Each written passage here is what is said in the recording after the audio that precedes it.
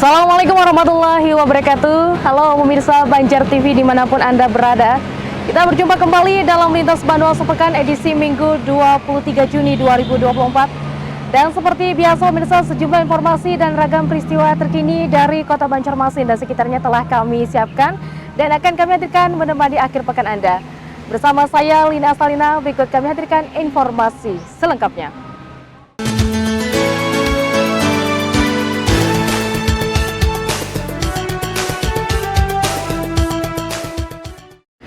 Baik pemirsa, informasi pertama di Lintas Manual Sepekan minggu ini. Peristiwa kebakaran terjadi di Jalan Pasungkan Daha Utara bertepatan Hari Raya Idul Adha, mengakibatkan 7 rumah warga terbakar dan 15 kepala keluarga atau 43 jiwa kehilangan tempat tinggal. Di saat warga masyarakat Daha Utara sedang merayakan Idul Adha, Senin 17 Juni 2024, sekitar pukul 13.55 WITA, tiba-tiba dikejutkan dengan bunyi sirena mobil pemadam kebakaran yang segera menuju titik lokasi kejadian.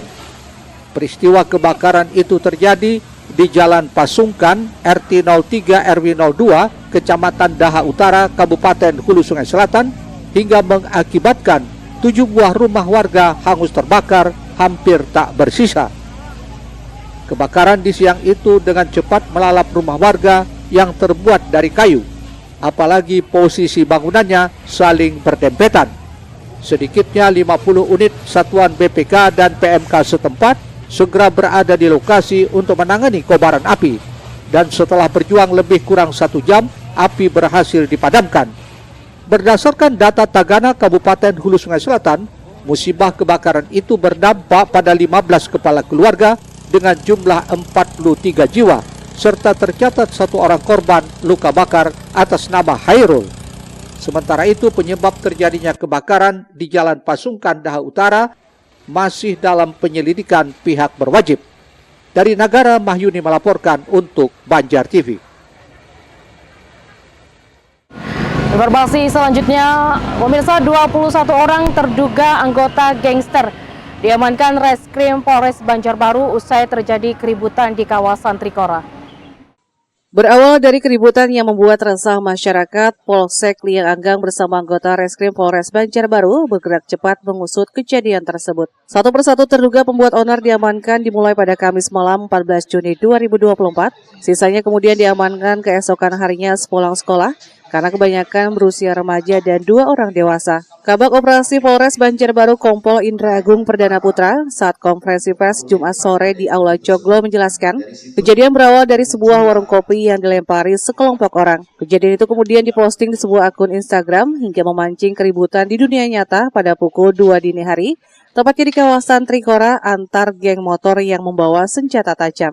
Bahkan dari 21 terduga pelaku yang diamankan, salah satunya ada seorang residivis dengan kasus yang sama. Kembali ke rumah dan tidak dicari oleh orang tuanya, sehingga melakukan hal-hal yang tidak seharusnya dilakukan oleh anak-anak seusia.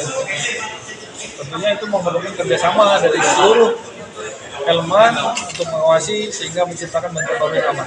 Secara umum, kami akan melakukan tindakan kepolisian melalui tahapan preventif dan represif. Selanjutnya, kepolisian akan melakukan serangkaian penyidikan. Syafrani melaporkan untuk Banjar TV. Kita beralih ke informasi lain. Pemirsa, Komisi Pemilihan Umum menggelar peluncuran pemilihan Bupati dan Wakil Bupati Kabupaten Banjar jelang pelaksanaan Pilkada serentak 27 November 2024 mendatang. Kegiatan digelar secara indoor bertepatan di salah satu hotel di Kertakanyar, Kabupaten Banjar. Ini turut diramaikan oleh artis ibu kota Ivan Seventeen. Ketua Komisi Pemilihan Umum Kabupaten Banjar Muhammad Nur Arifin meluncurkan pemilihan Bupati dan Wakil Bupati Banjar tahun 2024. Peluncuran ditandai penyerahan bingkisan maskot Pilkada Banjar yakni si Epon kepada unsur Porkopimda dan para pejabat lingkup pemerintah Kabupaten Banjar. Ketua KPU Banjar mengatakan kegiatan ini merupakan bentuk sosialisasi kepada masyarakat Kabupaten Banjar agar tidak lupa untuk memberikan hak pilihnya pada 27 November 2024 mendatang. Terkait 60% pemilih pemula, KPU Banjar nantinya akan menyosialisasikan pencoblosan ke sekolah-sekolah dan perguruan tinggi di Kabupaten Banjar di samping program Bekujuk KPU ke kampung-kampung atau Bepukung. pihaknya menargetkan capaian partisipasi masyarakat di pilkada mendatang di atas 82% seperti pileg sebelumnya. Turut diluncurkan maskot pemilihan Bupati dan Wakil Bupati Banjar 2024, yakni si Epon, yang terinspirasi dari makanan tradisional Kelelepon dengan corak berwarna hijau mendefinisikan arti berseri. Kemudian juga meluncurkan simbol laung yang merupakan ciri khas adat Banjar. Mudah-mudahan dengan sosialisasi dalam kegiatan peluncuran pilkada ini kita dapat meningkatkan partisipasi masyarakat. Dengan kegiatan ini mudah-mudahan kita yang hadir di sini secara offline itu melakukan estafet untuk bersosialisasi. Nantinya jangan kedengar melaksanakan memberikan hak suaranya di 27 November 2024. Kalau lapor ini tentunya kan ada warna hijau utamanya ya, bukan berseri tadi ya, seperti sudah didefinisikan oleh di acara tadi bahwa berseri untuk Kabupaten Banjar pemilihan kepala daerahnya. Kemudian juga ada tadi simbol laung ya, di mana itu ciri khas dari warga Banjar, adat Banjar. Pada kesempatan tersebut, dilakukan penyerahan hadiah sayembara maskot dan jingle pilkada kepada para pemenang berupa sertifikat dan uang tunai. Peluncuran juga dimeriahkan musisi lokal hingga nasional seperti Ivan Seventeen yang lagu-lagunya sudah tidak asing di telinga untuk menghibur tamu undangan dan menambah semarak suasana. Ahmad Ramadhani, Banjar TV. Pemirsa, anggota fraksi Partai Keadilan Sejahtera DPRD Kota Banjarmasin Aliansa meminta dinas terkait segera melakukan perbaikan jalan di kawasan AMD Tatah Belayung. Masih adanya bagian Kota Banjarmasin yang jalan lingkungan di pemukimannya belum tersentuh perbaikan hingga saat ini, seperti kawasan AMD Tatah Belayung. Hal tersebut diketahui saat anggota DPRD Kota Banjarmasin Dapil Banjarmasin Selatan Aliansa turun langsung ke lapangan serta mendapat masukan dari para warga. Menanggapi hal tersebut, Aliansa saat ditemui di DPRD Banjarmasin baru-baru tadi berharap pemerintah setempat melalui dinas terkait bisa segera cepat tanggap, apalagi kawasan tersebut merupakan jalur alternatif warga dalam beraktivitas sehari-hari. Beberapa kali dimasukkan di Musliman itu tidak pernah masuk. Jalan EMD yang memecah ke Tatah Belayung. Nah, kita baru saja kontrol di sana, tapi balik jalannya dicak banar, rusak banar.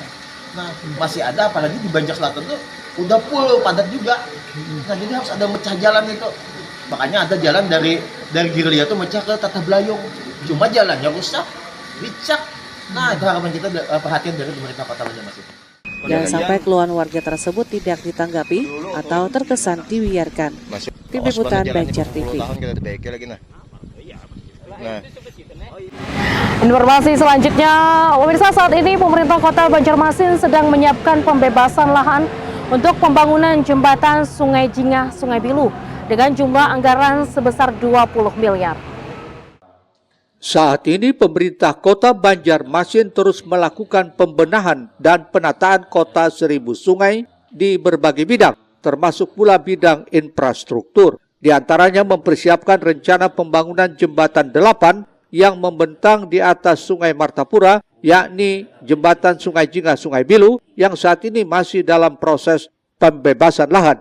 Ini disampaikan Wali Kota Ibnu Sina saat di gedung DPRD Banjarmasin belum lama tadi. Ibnu menambahkan, khusus jembatan Sungai Jingah, Sungai Bilu, Pemko Banjarmasin menyiapkan anggaran sekitar 20 miliar yang digunakan untuk pembebasan lahan. Sedangkan nantinya untuk realisasi pembangunan fisik disiapkan anggaran sebesar 100 miliar. Tahun 2024 itu sudah dianggarkan. Dialokasikan anggaran pembebasan. Alokasi anggaran pembebasan sekitar 20 miliar. Kalau fisiknya belum, tetap dilaksanakan. Di 2025 mungkin ya perencanaannya untuk pembangunan fisiknya. Nah, ini kan dibayarkan yang untuk pembebasan lahan sehingga lahan sudah CNC, clear and clean, siap dibangunkan, dan kami juga berharap ini bisa dilaksanakan. Berarti untuk fisiknya tahun 2025. Ibnu Sina berharap dengan dibangunnya jembatan penghubung ini tentu akan bisa dirasakan manfaatnya oleh warga Kota Banjarmasin pada khususnya. Murtasiah, Banjar TV. Pemirsa, tetaplah bersama kami dalam Lintas Bandua Sepekan. Usai jeda berikut akan kami hadirkan Paman Birin dan masyarakat Kota Banjarmasin sholat Idul Adha 1445 Hijriah.